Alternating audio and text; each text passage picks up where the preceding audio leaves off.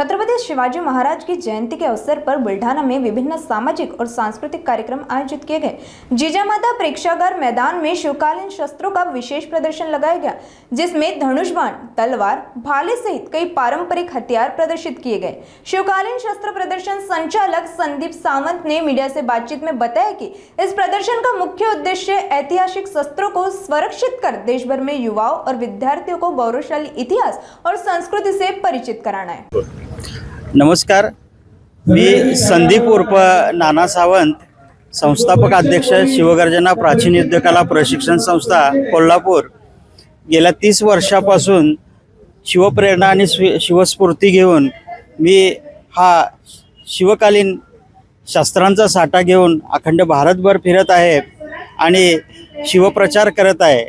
आज सार्वजनिक शिवजयंती उत्सव समिती बुलढाणा येथे याच शिव रणमर्द शिवकालीन शस्त्रांचा आज जो संग्रह आपल्यासमोर प्रदर्शित केलेला आहे, त्यातून लहान मुलांना, मुलींना तसेच येथील समस्त नागरिकांना काहीतरी प्रेरणा मिळावी या उद्देशाने हा जो संग्रह आहे तो आपल्याकडे मी प्रदर्शित केलेला आहे। त्यामध्ये मराठा मोठीच्या तलवारी, कर्नाटकी धोप, खांडा, वक्र तलवारी, त्याचबरोबर ब्रिटिशकालीन तलवारी, पट्टापान तलवारी, पट्टा, विटा, भाला, विविध प्रकारच्या ढाली, त्यामध्ये कासवाच्या पाठीची ढाल, सिलेटची ढाल, पोलादी ढाल, तसेच गेंड्याच्या चामड्याची ढाल, त्याचबरोबर वेगवेगळ्या प्रकारचे भाले, ज्या शस्त्राचा वापर शिवाजी महाराजांनी अफजल खानाला फाडण्यासाठी केला ते वाघ नखत, चिलकत, शिरस्त्राण ही सर्व प्रकारची शस्त्रे, ज्यामध्ये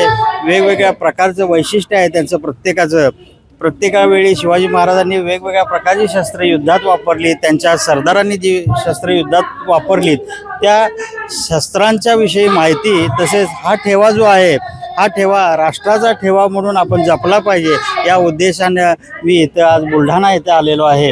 हे प्रदर्शन पाहण्यासाठी गेले 3 दिवस बरीच गर्दी आहे, लोकांचा उत्साह चांगला आहे आणि या ज्या मंडळानं जे शिवकार्य हाती घेतलेलं आहे त्या शिवकार्याला कुठेतरी स्फूर्ती आणि प्रेरणा यातून मिळत आहे। आज आपण पाहायला गेलं तर शिवकालीन शस्त्रे पाहताना जो संग्रह करायला त्रास झाला गेल्या 30 वर्षात, लोकांच्याकडून शस्त्रे गोळा करताना जे काही त्रास झालं तो त्रास फार मोठा होता। पण आज माझा मुलांना एक संदेश आहे की आज लंडन सारख्या सिटीमध्ये एकूण 70 छोटी मोठी म्युझियम आहेत आणि मोर दॅन साहित्य इंडियाचं आहे। त्यामुळं आपला ठेवा जिथे इतिहास घडला आहे तो ठेवा आपण जर जपला तर या ठेव्यातून आपलं पर्यटकांपासून मिळणारं उत्पन्न राष्ट्राचं वाढेल आणि आपला देश समृद्ध होईल।